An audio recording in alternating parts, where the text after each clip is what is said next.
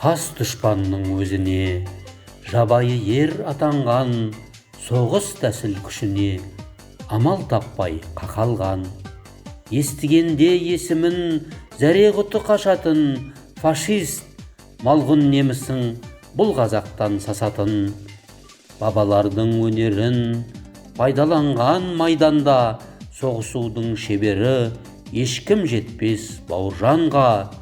Жақпаса да гречкаға халық берді бағаны, Бауыржандай алыпқа ер орденін тағады. Қазақ батыр Бауыржан жол көрсетті талайға, жалын жүрек қаһарман, жаққан ісі Құдайға.